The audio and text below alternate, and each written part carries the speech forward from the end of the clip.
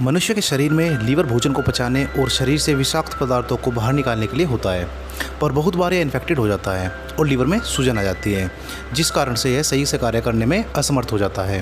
Hepatitis में हेप का मतलब होता है लीवर और टिस का मतलब होता है सूजन। जब आपके लीवर में सूजन आ जाए तो उसे हेपेटाइटिस बोलते हैं। हेपेटाइटिस 5 प्रकार का होता है: hepatitis A, hepatitis B, hepatitis C, T और ई।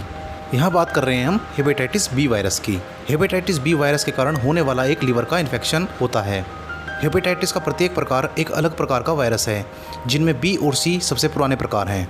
HBV यानी हेपेटाइटिस बी का इन्फेक्शन काफ़ी तेज़ी से फैलता है और ऐसा माना जाता है कि यह संक्रमण बहुत ही पुराना होता है।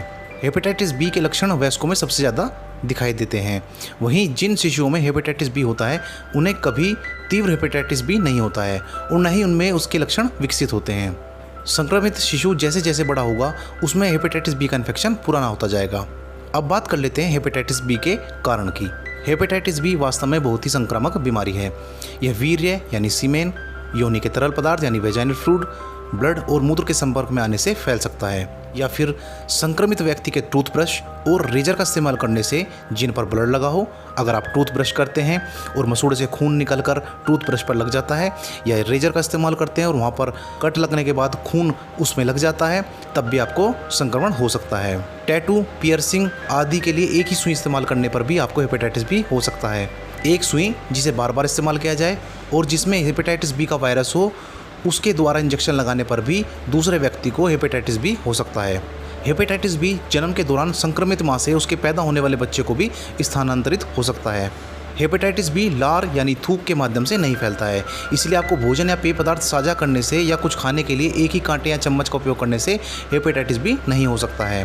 हेपेटाइटिस बी किस करने, गले लगाने, हाथ पकड़ने, खांसी, छींकने या स्तनपान कराने के माध्यम से भी नहीं फैलता है।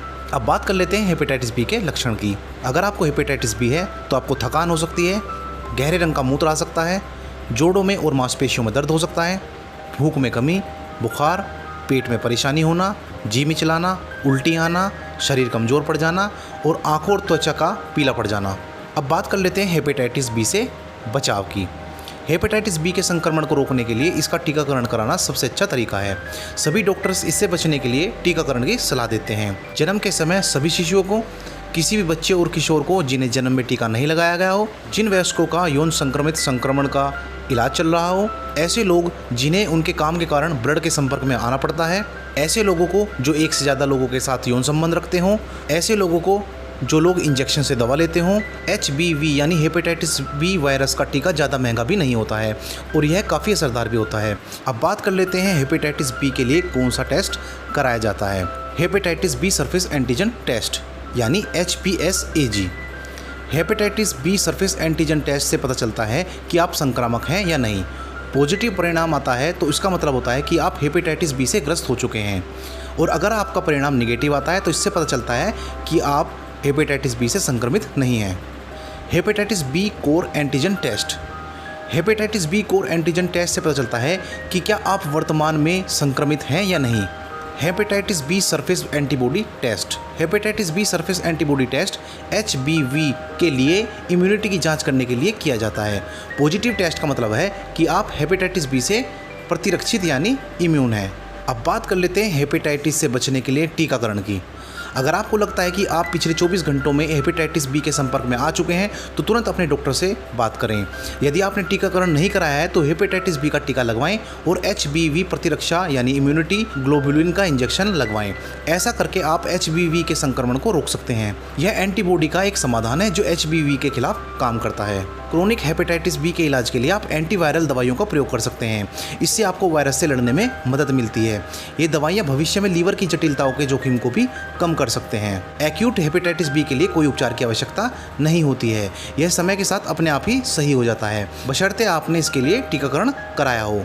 अगर हेपेटाइटिस बी ज़्यादा बढ़ जाए, संक्रमण ज़्यादा बढ़ जाए तो आपको लीवर संबंधित बीमारियां हो सकती हैं, जैसे लीवर सिरोसिस, लीवर का कैंसर, लीवर का ख़राब हो जाना शामिल है। अब बात कर लेते हैं हेपेटाइटिस बी के लिए जो जांच की जाती है, तो इसको कराने में आपको 500 रुपये से लेकर 1500 रुपये खर्च करने पड़ सकते हैं, क्योंकि अलग अलग शहरों में अलग अलग प्राइस रेट होते हैं। तो 500 रुपये से लेकर 1500 रुपये तक आपके लग जाते हैं। इस टेस्ट के दौरान रोगी के शरीर से नसों की सहायता से ब्लड सैंपल लिया जाता है और उसकी जांच करके बताया जाता है कि आप पॉजिटिव हैं या निगेटिव। उम्मीद है वीडियो पसंद आई होगी। अगले वीडियो में नई जानकारी के साथ जल्दी मुलाकात होगी। तब तक स्वस्थ रहें, मस्त रहें, तंदुरुस्त रहें। आपका दिन शुभ हो। नमस्कार, धन्यवाद।